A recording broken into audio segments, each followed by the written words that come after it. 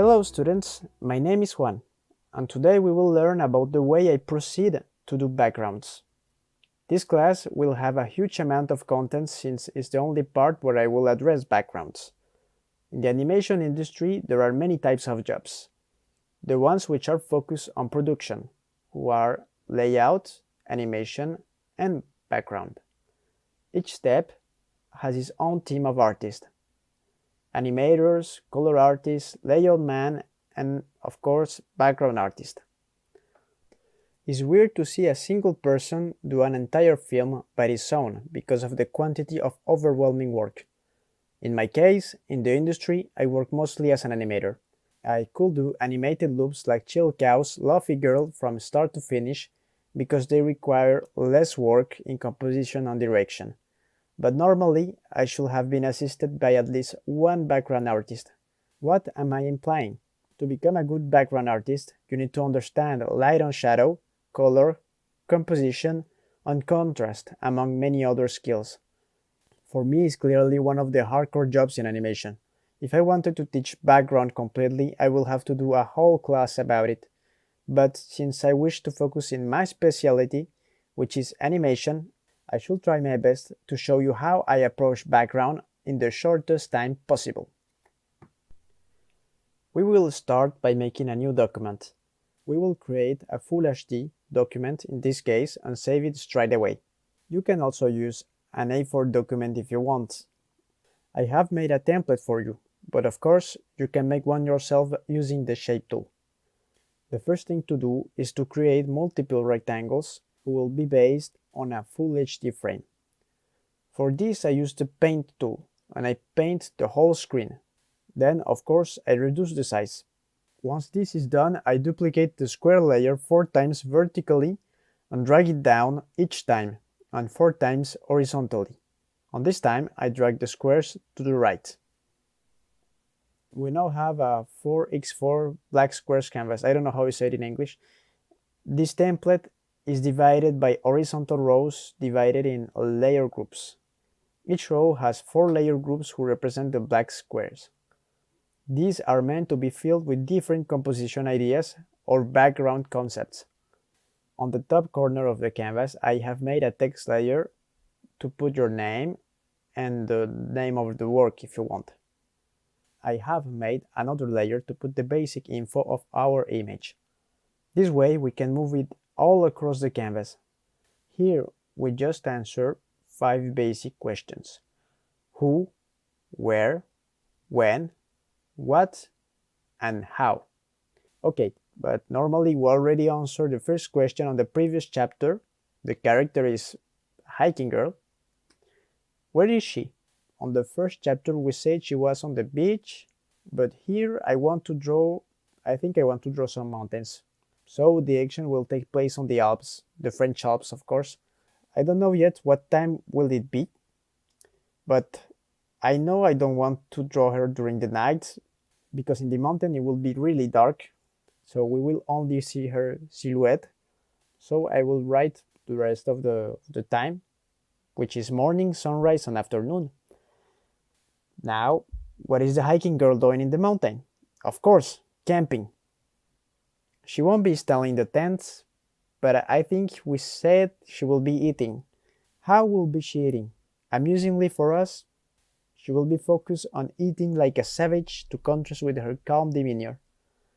Now we should add a last piece of information. What kind of mood this image has?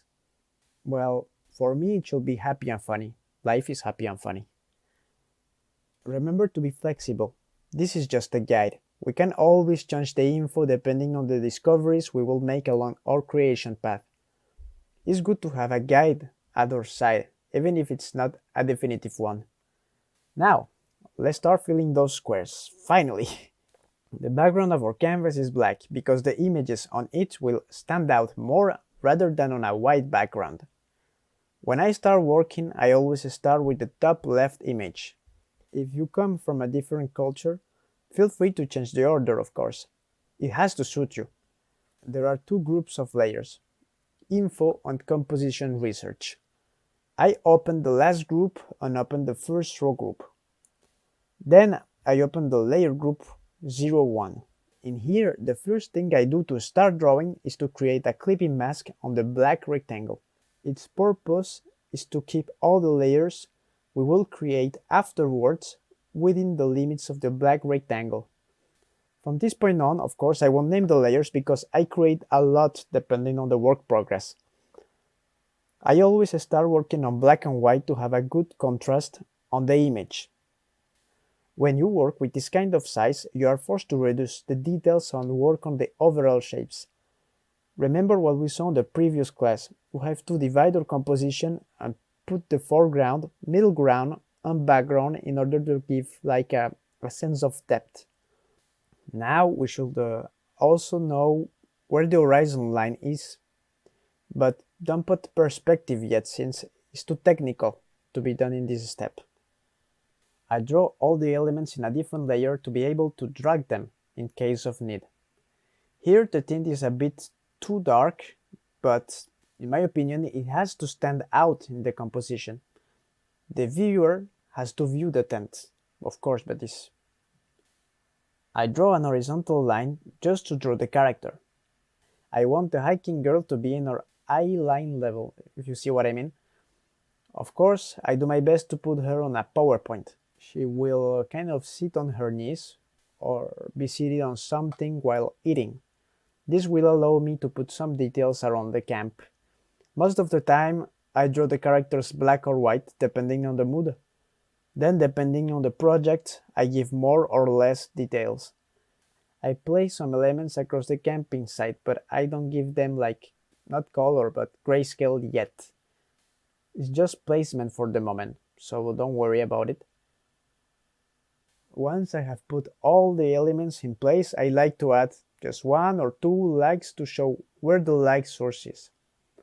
Sometimes I like to give details to certain objects, but I recommend to do this once the other images are done. In this step, it is better to have quantity over quality. It just happens I like the first image I made, which is very rare. Now I merge all the layers I created down. Once I'm done. I have only one clipping mask now. I'm done with the first composition rough. Another way to make composition research is doing it through line work. I prefer painting straight ahead since it forces you to work on shapes. As you can see, the second image differs from the first one because I have decided to do almost the same frame but with a lower angle. The second image took me around like 10 or 15 minutes to make, but it should be shorter. I like too much the image I made and add too many details. Again, you should put a timer of around 5 to 10 minutes. This way you will be forced to work fast and do your best in that time.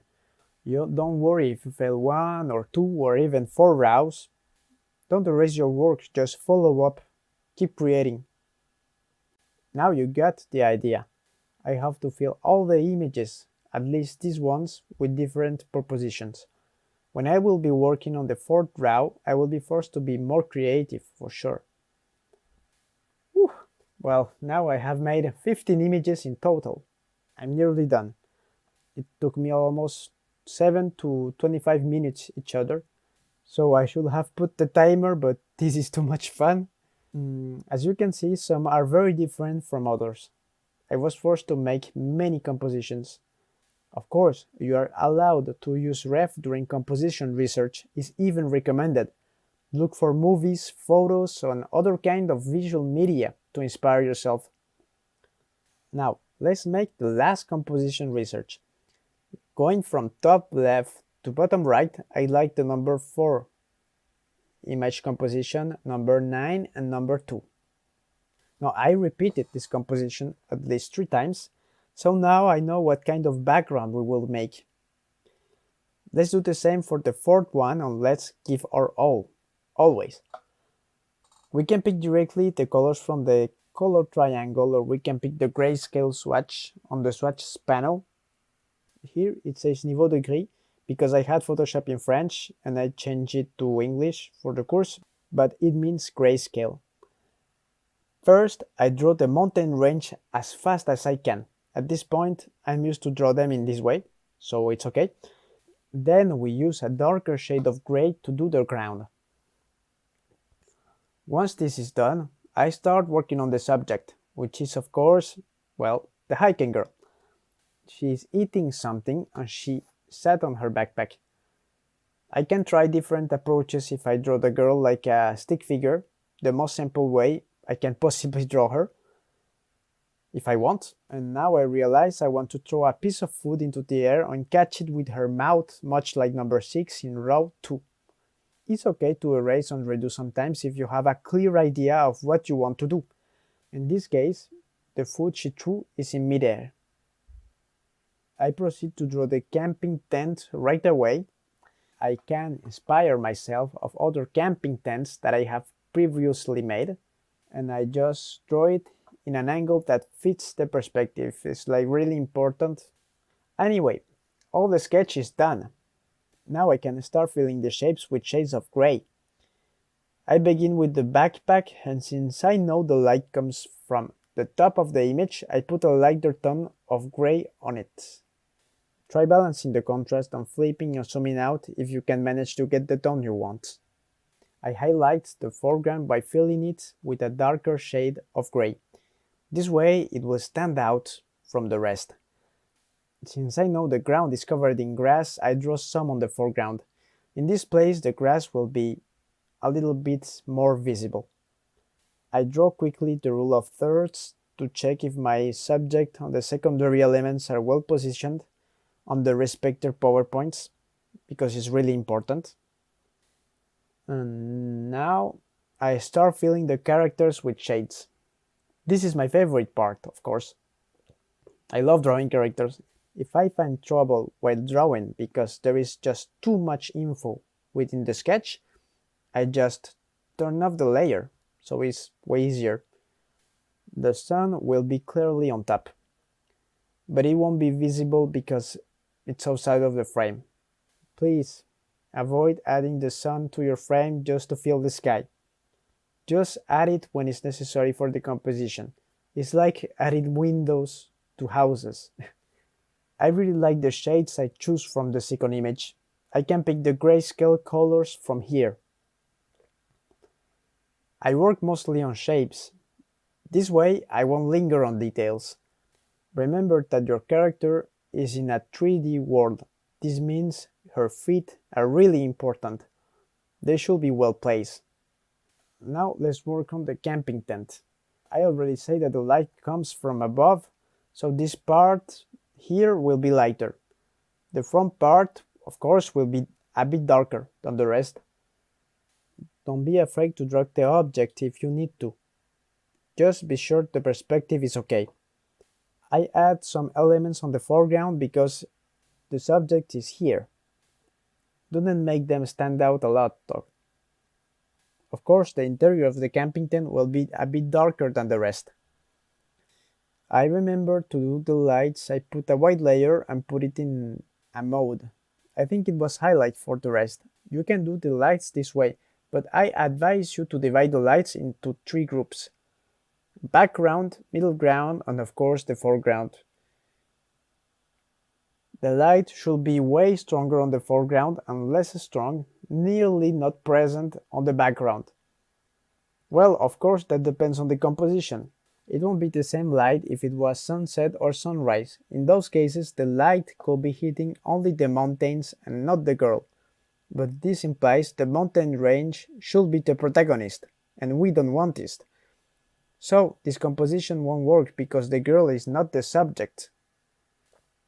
I love the way I did on the hiking girl on the 4th image. I think I used a hard light mode on the layer.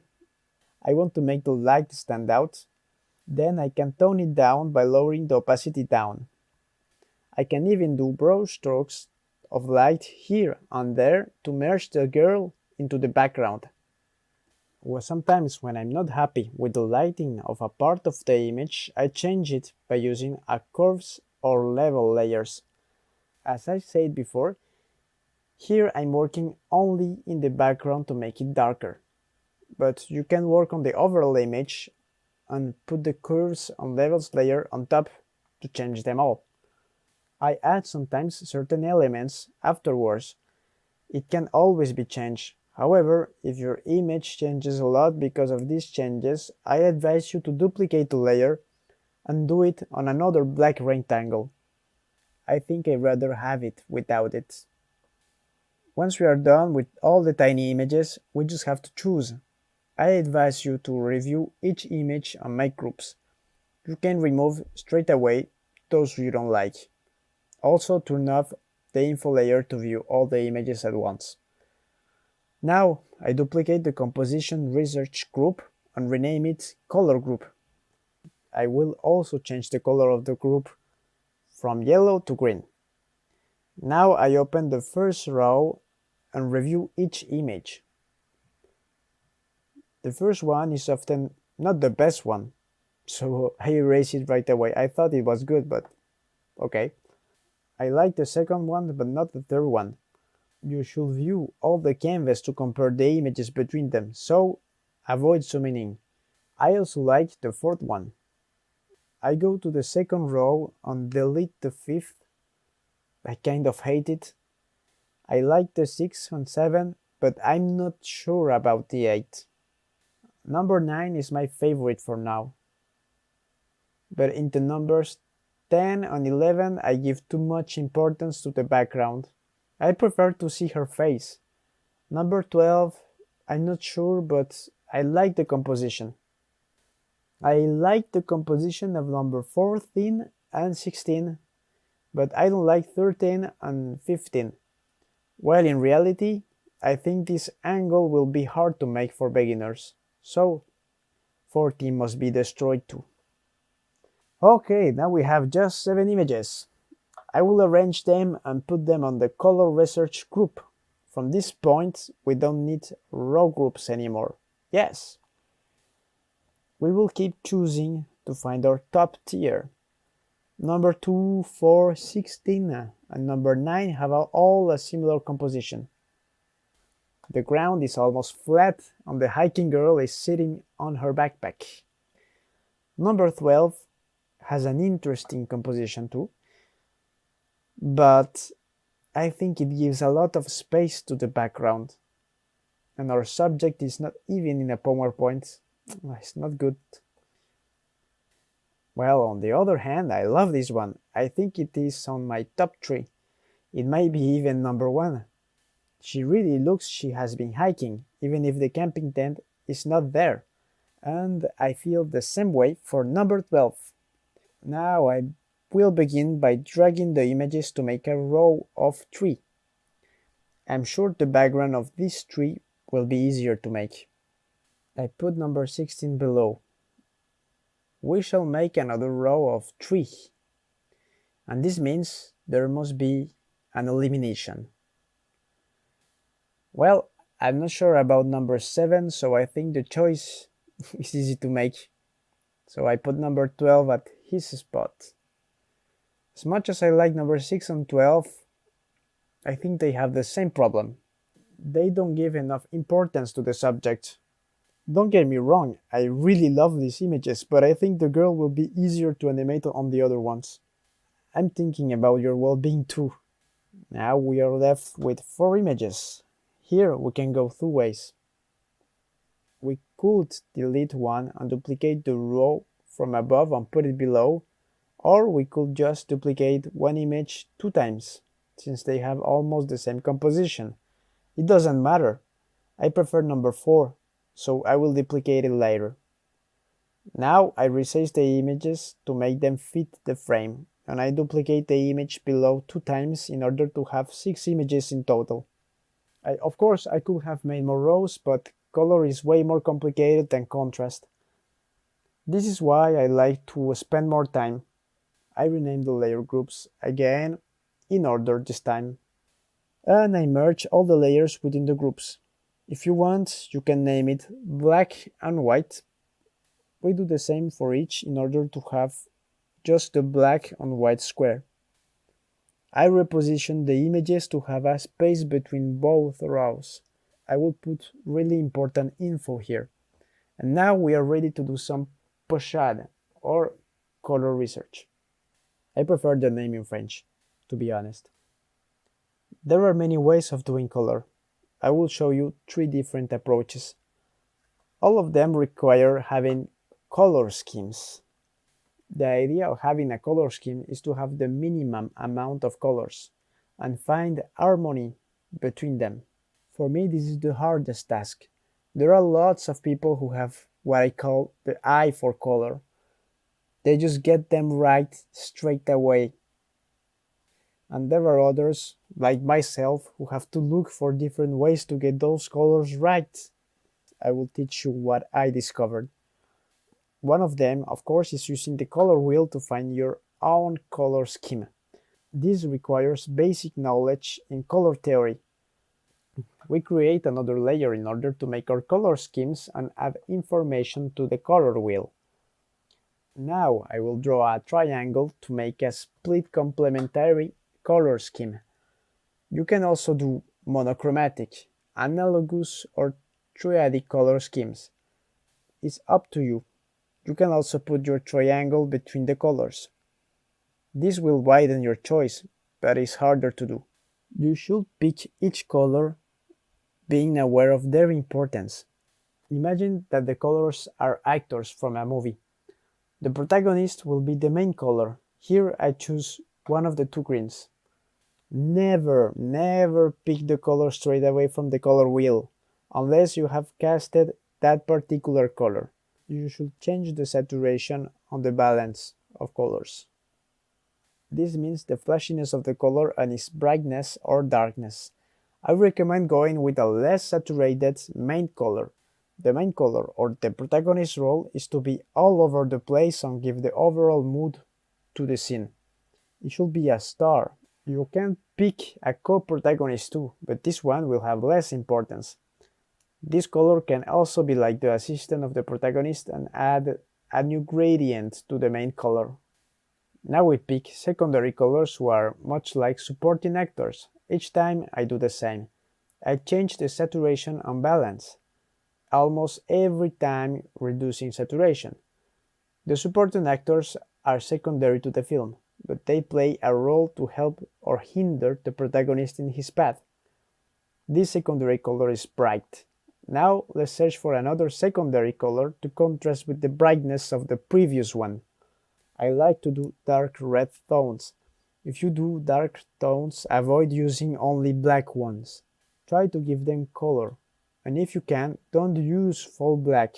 It's better to use dark saturated colors. They give a kind of vibrance. I want to add another supporting role to the color scheme. Now I choose the violet in the color wheel. And of course, tone the saturation down a bit. It won't be as dark as the second secondary color or as bright as the first one. You have to bear in mind that the colors are not set on stone, so you can change them if you want. Here it just happens to me. I was not happy with the saturation of the green one. I put a bit more flashy, more saturation on it. You can tone it down by mixing 2 colors later.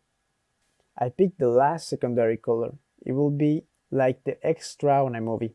It won't appear a lot. To finish the color scheme, I love to add a pinch of a high saturated color, in this case the bright red. It will be like the antagonist. Its presence will lift up the main character. Try having a wide range of colors in your color scheme.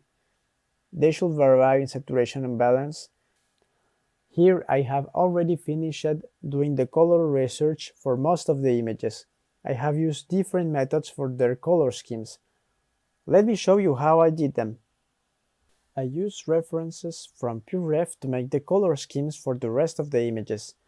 Don't be afraid to use the color schemes of other people's artwork. You should. Even if I had used some images for reference, I still do the color wheel and try to figure out that process the artist went through. Sometimes I pick the colors straightforward from the image. When the image is too complex, I use filters on it to pick the main colors. I will show you how to use filters here. First, go to Layer. Then click on Filter Gallery. The filter window should open instantly. To use one of the filters, just click on their thumbnail. To simplify the colors, I love to use the cutout filter.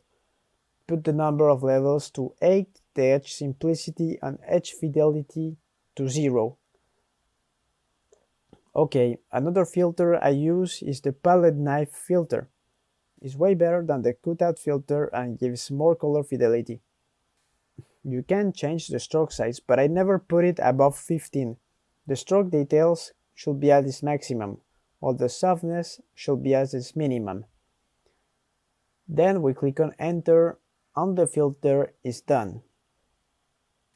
The color scheme on the bottom left corner looks so organized when you compare it to the second one. This is because I have created a color scheme from this image. This method can give you an organized and full color scheme. The problem is that you may have too many colors at first. How do you do this color scheme? First, you open the image. In this case, I will open the mountain image. We shall have a group of color schemes like the ones on the right. Once we create it, it will appear on the bottom. Now we go to Image, Mode, and click on Indexed Color. In the first part, we can see the number of colors in the image. To see the preview, well, just click on Preview. You will only change the number of colors, so you can add up to 256 colors. That's a lot. There are a few presets, but I never use them.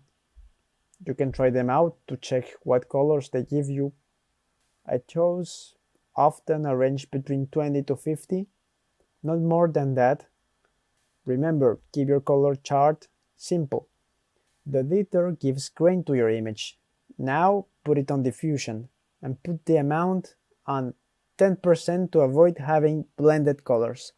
It gives like a cutout effect. This time I will choose around 30 colors. I think they work best. Once this is done, we go to Mode, Color Table, and the colors will appear here on a panel. I save it and give it a name. In this case, 01 will do. Okay, I click on OK. Then we go to Swatches on the top right corner and click on Import Swatches.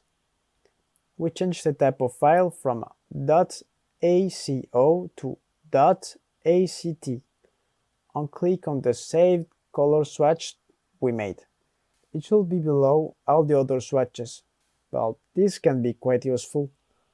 I prefer to have the color swatch in the canvas. This is why I use the screenshot tool on Windows. In Mac, I think it's Command Shift 4. I copy the screenshot and put it above the image. These colors are the same as the artist used for this picture here. To color each part of the image, character, grass, camping tent, etc., you can pick any color from the color scheme you made. However, bear in mind the fact that you should use saturation wisely. This means don't go around giving flashy colors to everything.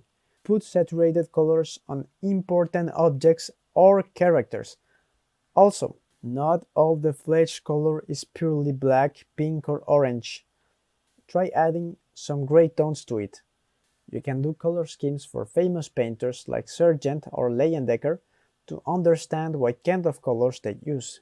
It's a really interesting exercise. To check the contrast on the image, put a black and white layer above all the image crops. My advice is to do it once you think you are finished. It's like the same of flipping images to check the drawing. Some saturation and contrast problems will just pop out. The shapes and composition should be visible from afar, in black and white, and of course in color. Well, there has been a major change. Sometimes you draw and you don't realize the overall mood of the image is not the one you intended. I have to change it on the info panel then. I go to it and erase the funny part and write calm instead. I realized I intended to do a relaxing background, but I guess I didn't write it. It's time to choose which image will be used for the background. Let's review them very quickly. Each image has a different mood on different positions. There are a lot of color schemes that I like here. The first and fifth one happens at different time of the day. The fourth one, I think, is during sunset. I like the moods of the fifth one and the first one the most. But in the end, I found the colors of the first image more original. I have not used green in a long time also. I go to color research and create another group. I copy and paste the first group and rename it BG/rough. The other images must be turned off. I will select just the image and copy the group layer with Ctrl G or Command G on Mac. Then I click on Ctrl E or Command E to merge all the layers down. It's always useful to have a small image of the color research on top, so I drag it down. I drag it into the right corner. I will put all the new elements and put them inside the new group layer. I will change the color of the group to blue. I like to put all the info on the right when I'm working. Color wheel, the previous color research, the color scheme, etc. I like to add another black and white layer also, to check the contrast, of course. Now I'm lowering the info panel a bit. And if you want, we can even put the first composition research beneath the color research. This way we check the contrast and balance of colors directly, but I think it takes too much space. If you have a reference image, you can also add it and drag it to the right corner. The image, of course, is used for its color scheme and not for its composition. It should help us when we are just starting to understand color. Once you feel comfortable, you can go to Colorus to make a color scheme or doing one of your own like I showed you before. I will just add the triangular shape inside the color wheel to show the range of our color scheme again. I love doing this. Remember, this is a split complementary scheme. You can also find different schemes which we reviewed before, monochromatic and analogous. Now I will just put the color scheme under the new color wheel, because we have already found it. The last thing to do is to resize the color research image we made and make it fit the screen. We put this layer beneath all the info layers to make them visible, and of course if it's a group, you merge it down. The next step is to separate the overlayer from the background. The overlayer is what goes over the character. It's a part of the background that is not animated, of course. Now I will show you how. Think about an upper stage when you draw backgrounds. First we have the character in one layer. Then we have the overlayer who goes before the character. In our image, both represent the foreground. The rest of the elements, like the mountains, will go behind. We can surely make different layers for each mountain and separate the middle ground from the background, but in this case, it is not necessary, since the character won't be between the mountains. This is how we will do the background.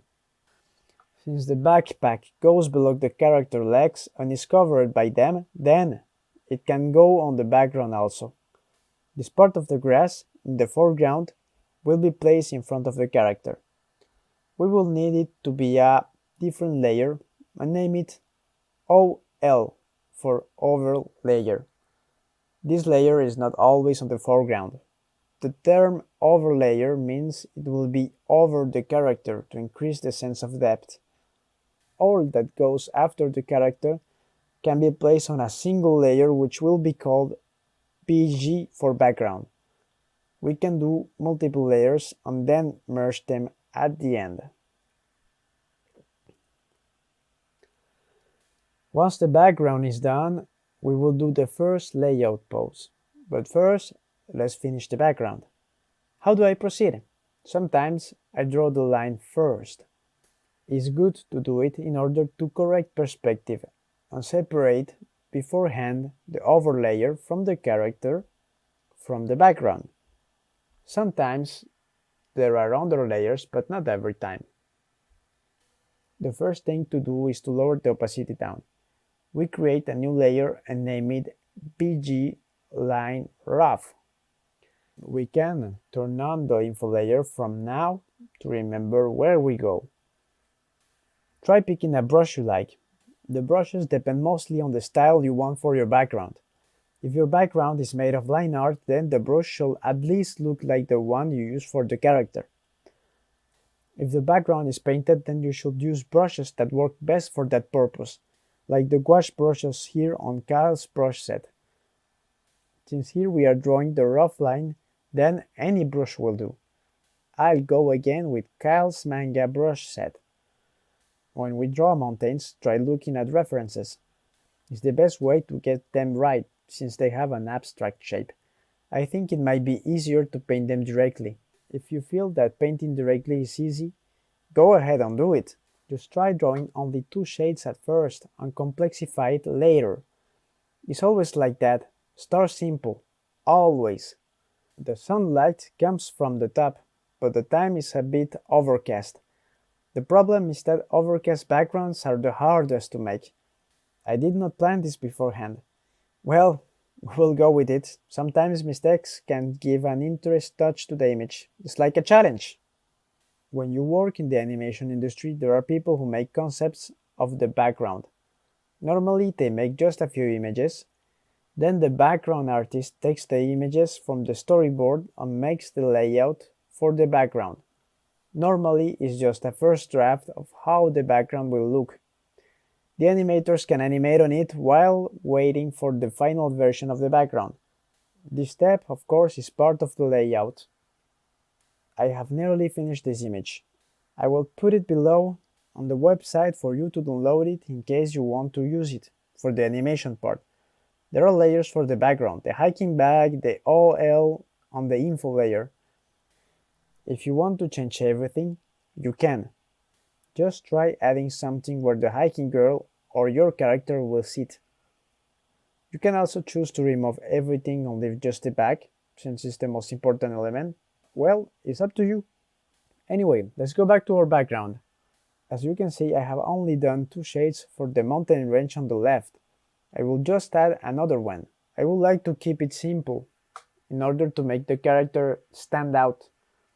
The weather is overcast in the image. It may rain at any time, therefore the image is less contrasted. This is the reason why the mountains look a bit dull. I have made different layers for each, but I will merge them later. Of course, there is the OL layer. When I turn it off, we can see the hiking backpack and the tent more closely. The mountain backpack shall be in a different layer. The over layer will be the grass on the foreground, as we said. And if we turn off the background, we can see the color research image again. The feet of the hiking girl are hidden by the OL layer.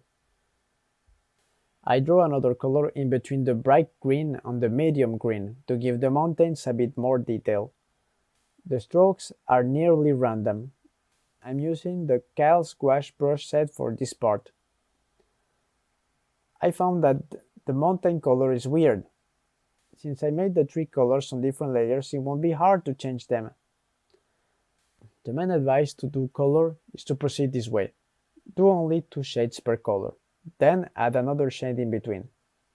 I like when the colors are perfectly blended, but it's not my method of doing color. To see an example, check Joy Ang's Food Research. She's one of my favorite artists. I love her style. If you think that doing backgrounds is too hard, try taking a photo and using it for the rest of the course. You can totally animate on photos. Many people do it. Also, it's a good exercise to improve your character's placement in the space. If you want, you can add some filters to it, like the ones I showed you earlier during the color schemes. Cutout, palette knife, and dry brush are the ones I prefer. If you use a photo and there should be another layer, select the part of the picture that should be another layer and paste it on top of the layer panel. If you're not happy with the color balance or the contrast of some elements, use the levels, curves, or a hue saturation layer. In my case, I'm not that happy with the mountains colors. They are not contrasted enough. Okay, now, well, and that's it. We learn that the most important thing about doing background is preparation and keeping it simple. We also learn how to start searching the compositions, how to do color research, and how to make different color schemes.